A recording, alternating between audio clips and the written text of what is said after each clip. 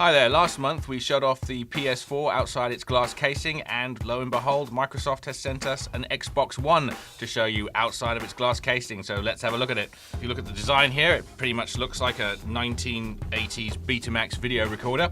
On the front here, you've got a CD slot for your Blu-ray DVDs and your video games, and the start button is over here. On the side, you've got a super speed USB port. This color, by the way, is liquid black. That's what they're calling it over at Microsoft. If you look at it on the top, you've got a matte finish on one side and a huge vent on the other. The main difference between this Xbox One and the one you'll buy at retail is that hopefully the one that you'll buy at retail won't have these big white ugly stickers on it.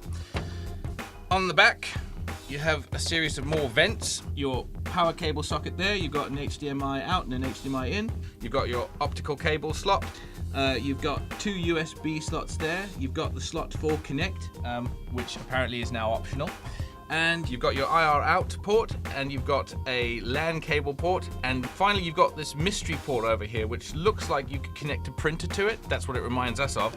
We don't know what it's for because Microsoft haven't told us. And if you go online and you look at Major Nelson's unboxing of the Xbox One, you'll notice that that unit doesn't have this port there at all, which means this could be something for games developers. It's beyond my pay grade. So it's fairly square, it's fairly large, it's fairly heavy, and it looks like it's intended to be stored underneath your television like this, because when you pop it onto its side, it looks rather unwieldy. Now, unlike the PS4, which was smaller than the machine that preceded it, we brought in an Xbox 360 to compare these two, and the Xbox One is actually way bigger and way heavier, and also can't obviously be stored on its side. Okay, this machine was sent, obviously, with a controller, and this is what it looks like. This is the new Xbox One controller. We've actually got in an Xbox 360 controller, so you can compare the two. They look pretty much the same, but I tell you what, hold them in your hands, there is a palpable difference between the pair of them. First of all, this has got a much smoother matte finish. It fits more snugly in your hand than its predecessor. The triggers feel incredibly solid. You can't even feel the springs behind them. And obviously there's the masses of improvements that they've made to this controller, including the rubber filters, which unfortunately aren't on, but we have played with it before and we do know they exist. The face buttons are far louder than the last controller. You'll also notice that the battery pack is flush against the controller. In the old controller, you needed that. Whereas the new battery pack, let's open it up and have a look inside. Presumably you'll be able to get a rechargeable pack for that. On the front, you've got a micro USB port, which presumably you'll be able to use it to recharge this controller, much in the same way the PS3 does at the moment. And at the back, you've got the bespoke headset slot. And here's something we've just noticed by holding this up and waving it around under these very, very bright lights.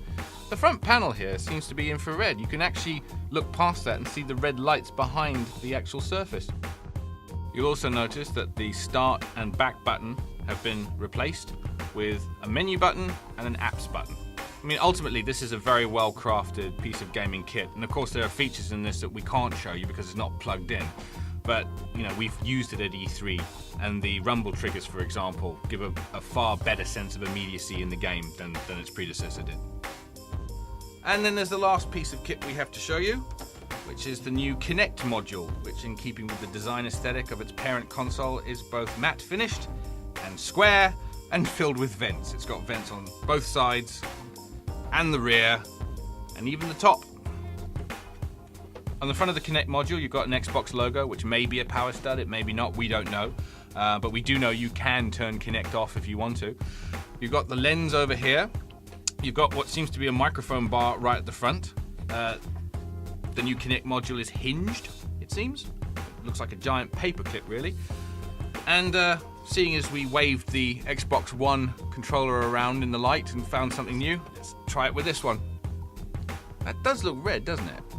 Looks like some sort of infrared bar, or maybe I'm just starting to see things.